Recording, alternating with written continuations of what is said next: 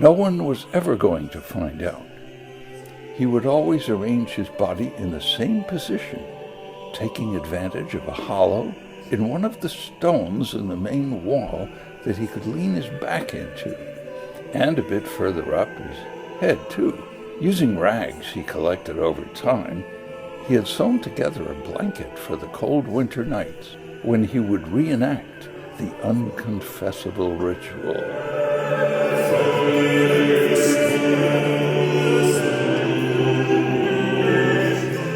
That particular night was the coldest of all.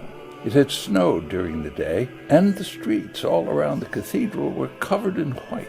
Wrapped in his blanket, he took in the noises coming from the outside world.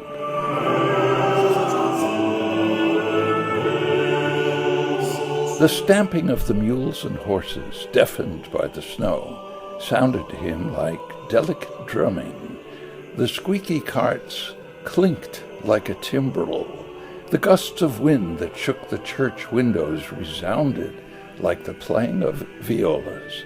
But the light from the full moon was different that night, filtering into the church unlike ever before. The reflection from the snow so strengthened it that inside the cathedral it was pale white in color. The moment he was waiting for was approaching.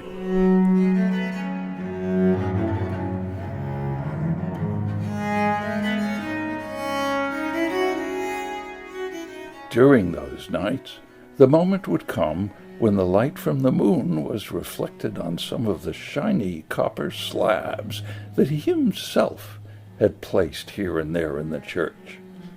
A beam would bounce in directions clearly defined to finally shine upon the panels of the singing gallery. Settling on the white marble, the light slowly moved left until it reached her face. At that very moment, his eyes half closed, Tommaso breathed his warm breath into the air, and she began to sing.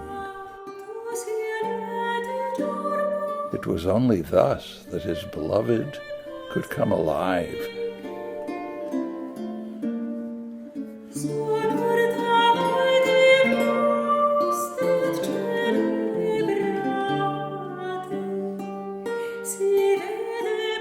Joining her in song, Tommaso lifted up his voice in impromptu counterpoint. He usually chose a canon where she would join him at the perfect fifth, careful to sing all of the intervals save the unison, as only at the end could he strike the same note and thus be joined to her.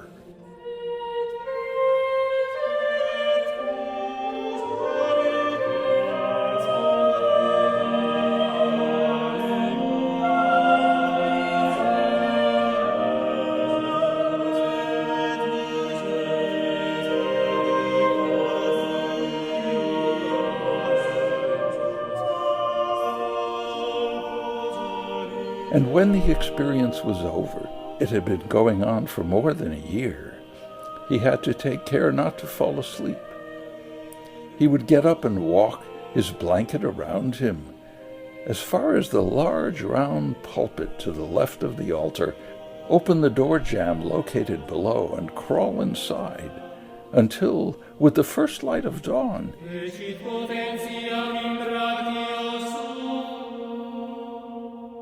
a priest would noisily open the door of the canonici and prepare to recite the morning prayer. He would wait for the sound of the priest's steps to gradually move in the direction of the sacristy, and then slip away, crossing himself and leaving the church to quickly walk those 20 steps to the cloister gate, and then to the 4 walls of his cell.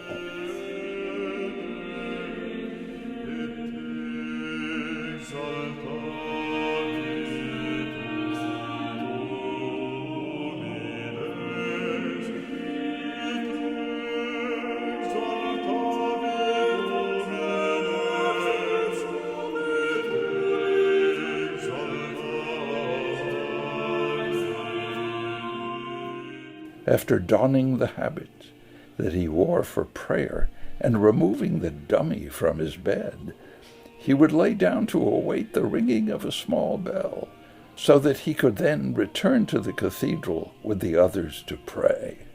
20 steps, nary a one more, were what made up Tommaso's world outside the cathedral and the cloister of the canons, having never in his life gone out onto the streets of Florence.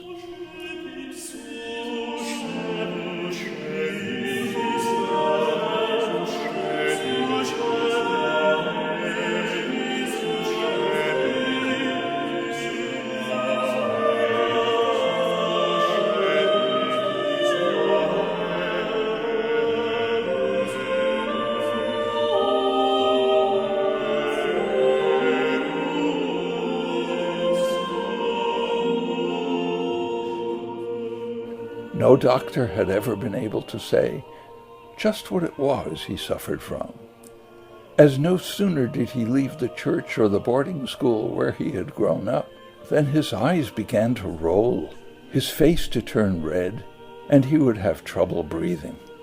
His illness was manifested for the first time when he was 8 years old, during the first procession that he was allowed to participate in, on that Good Friday of Easter 1569.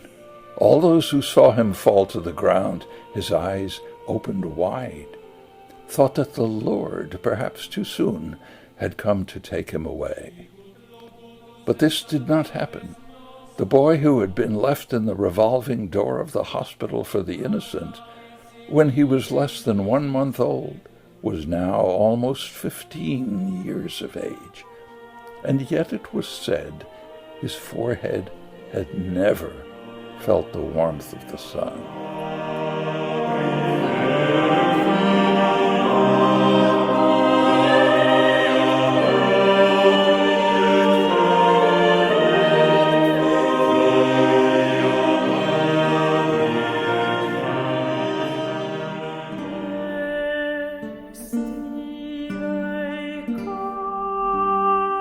Raised like the many other children abandoned within the walls of the hospital, at the age of 12 years, Tommaso had joined the Collegio Eugeniano, earning excellent grades in the liberal arts, especially in the subjects of philosophy, theology, and music.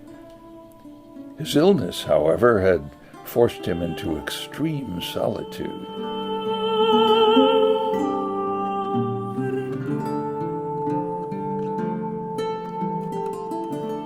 He seldom spoke, had rarely been seen to smile. He seemed to live for the works of art in the cathedral, to which he devoted all his time. He would shine the gold and silver objects, clean the statues, and dust the pictures.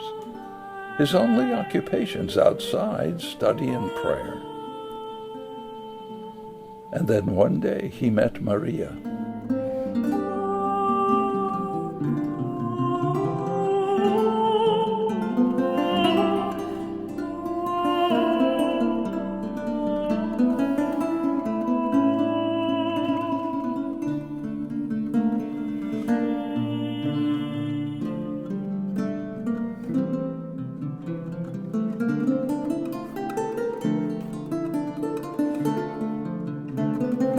It all happened in the summer of 1574, when each day a pulley and large rope were used to lift Tommaso into the air and right up against the singing gallery. He had been assigned the task of cleaning the white panels, where Luca della Robbia had depicted his child musicians. Because a large new organ for the other gallery in the cathedral, that of the canons, was being built. This one was in disuse, and the smoke from all of the candles had gradually blackened the marble.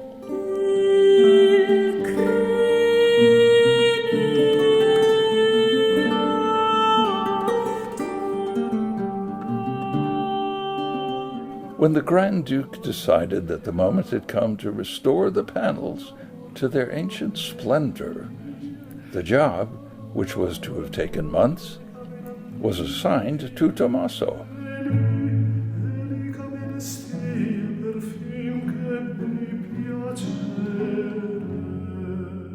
Upon entering the cathedral, it was hard not to notice that boy hanging in the void, his hands on the panels.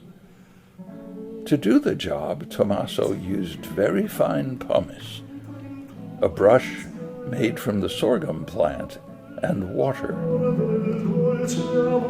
He started at the sides and then to the front panels, leaving the two central ones, the most begrimed, for last.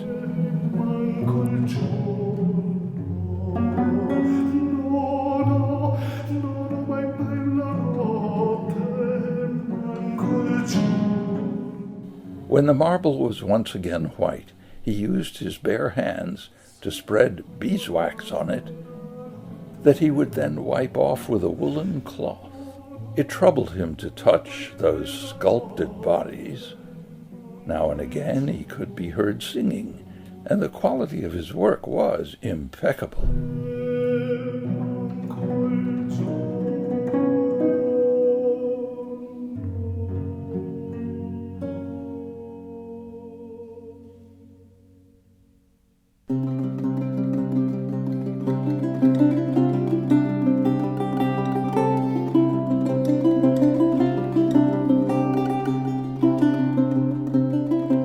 At dawn, on Monday, August 30th, one of the figures had still needed cleaning. But by dusk that same day, the face of the young woman holding a cithara was finally perfectly cleaned of all dirt. Tommaso was just about to use his fingers to spread a first layer of wax on the figure when the motions he made, up to that point instinctive ones, became gentler as he examined the features of a face that he could touch with his breath, so close was he to it.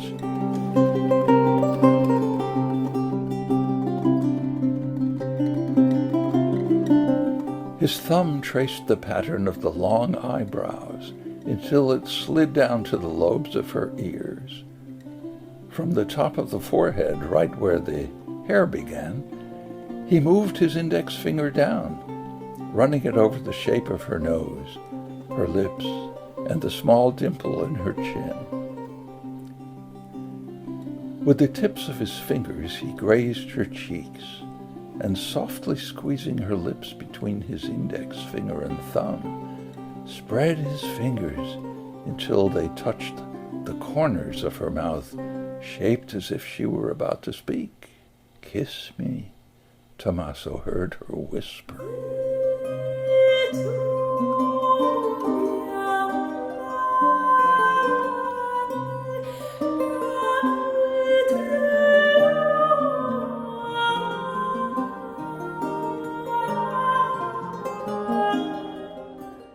The boy's heart jumped with fright. There was a sharp tug on the pulley, and a cloud of the finest pumice fell ever so lightly to the ground. The girl's thin lips were warm and moved through his fingers. At that very moment, the moon could be seen rising to the east.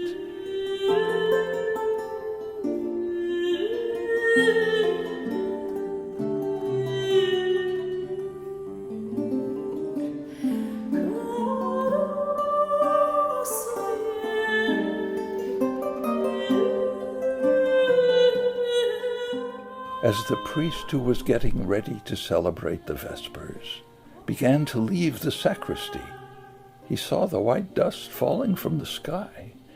Looking up, his eyes widened in disbelief. Tommaso's mouth appeared to be pressed up against the marble of the panels.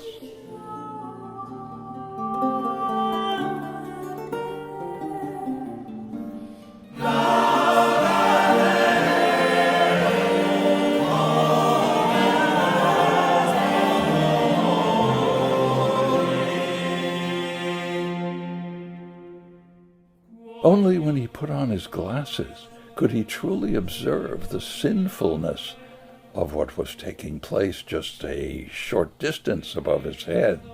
The boy was forced to come down, severely punished, and climb up into the gallery.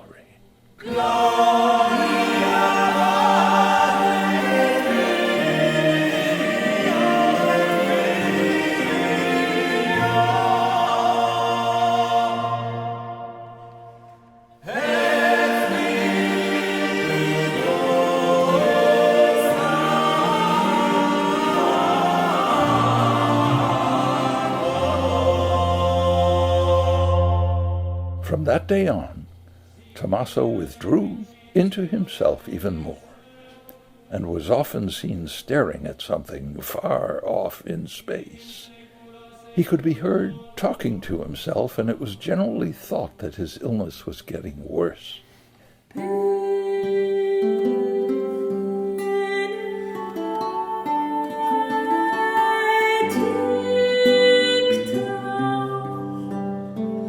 No one knew that on nights when the moon was full, he would hide behind the round pulpit and linger in the cathedral all night to wait for her.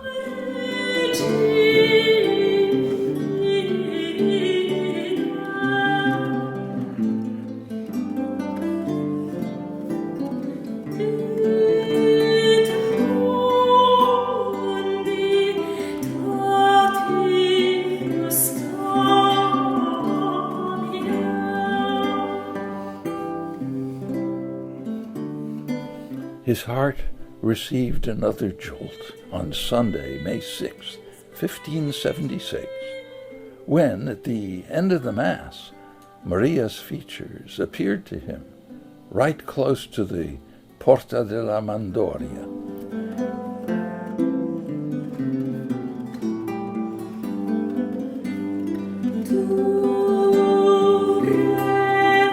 Her head was bowed, and she wore a pink veil over the long braids encircling her forehead. Her nose was straight, her lips slightly redder than her cheeks, and there was a hint of a dimple in her chin. She was praying. Before crossing herself, she and Tommaso looked at each other. She smiled at him and left.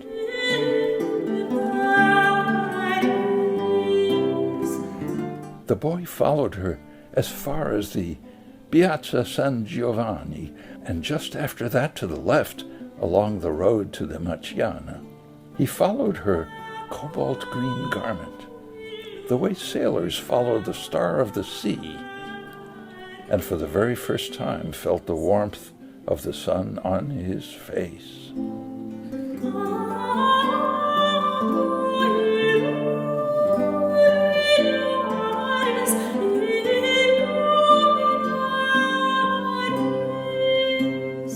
Every now and then she would turn and smile.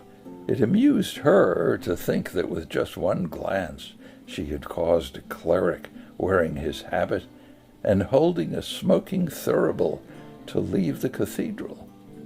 A small cloud of incense, in fact, rose up each time Tommaso took a step in the midst of the crowd of people that watched him in wonder.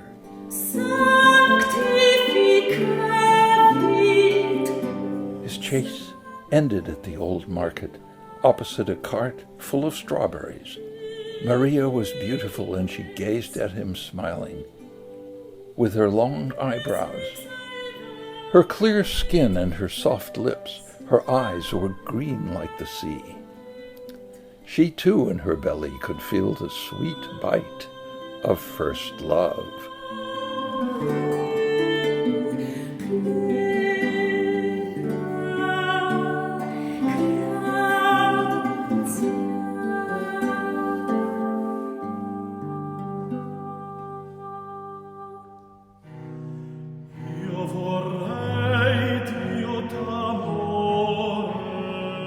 The fact that she had cured Tommaso of his obscure disease, where no doctor had ever before succeeded, was judged to be an aggravating circumstance in the trial against the young and beautiful Ludovica del Perugino and the cleric Tommaso carneseci, both 15 years of age.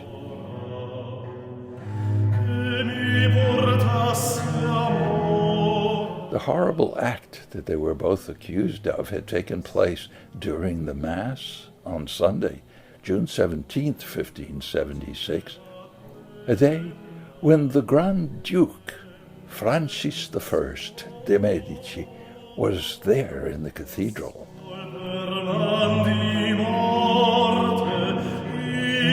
It was because the choirists had sung so softly, careful to obey the chapel master's directions, at the end of the Agnus Dei, when the words Et miserere nobis were pronounced, that the moaning could distinctly be heard coming from the singing gallery.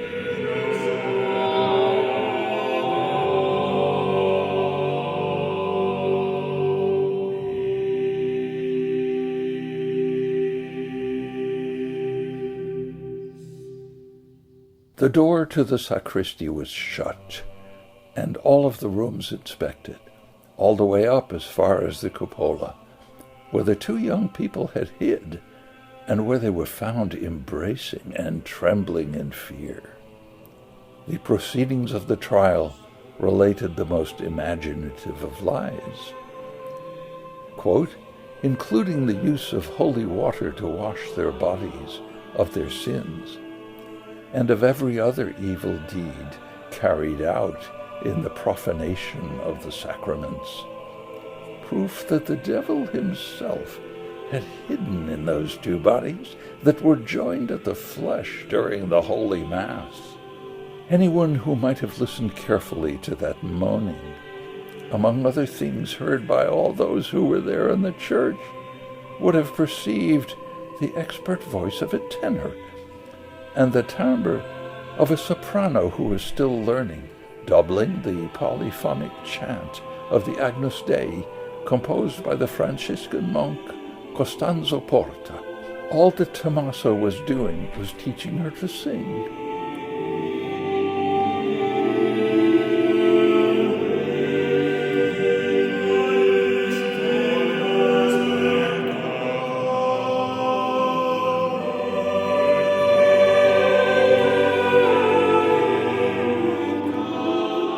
The news that the Florentine cathedral had been desecrated by the devil while the Grand Duke was inside quickly reached Rome, and the obsequiousness of the Grand Dukedom before the authority of the Pope was manifested in the request made to the Holy Office for exemplary punishment.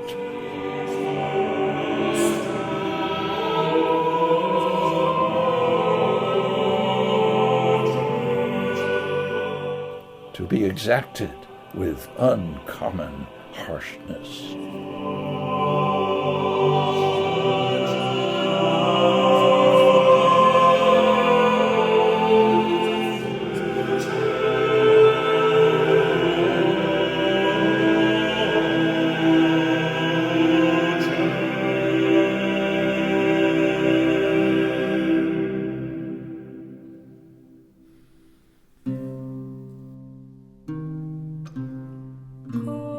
It was in the church of Santa Croce on July 20th of that same year that the Inquisitor General signed the death sentence. Quote, they shall be burned to death, unquote, for the two young people, sparing them from being tortured because of their young age.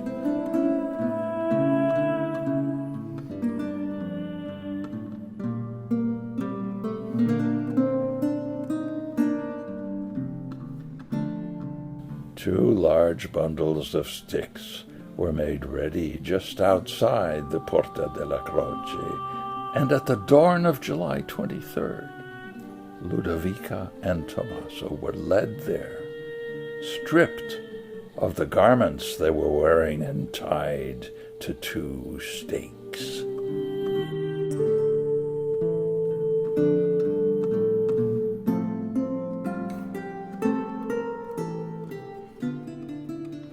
Before the fire was set, the cleric requested that he be burned together with the witch, and in charity and compassion permission was granted. He was hence unbound and conducted to the other fire.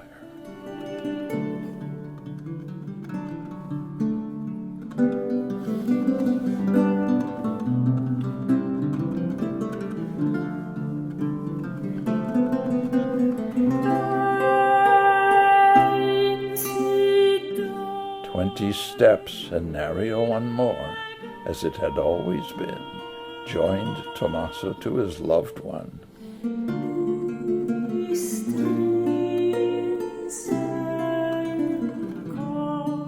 Some of those who were there that day said that amidst the flames, 2 bodies embracing could be seen melting into one, while others said that the black smoke from the blaze drew the face of the devil in the sky. Others still recalled the fragrance of strawberries pervading the air. Still today, when the moon is full, some say they can hear the singing of a young girl playing the cithara coming from Luca de la Rovilla's panels.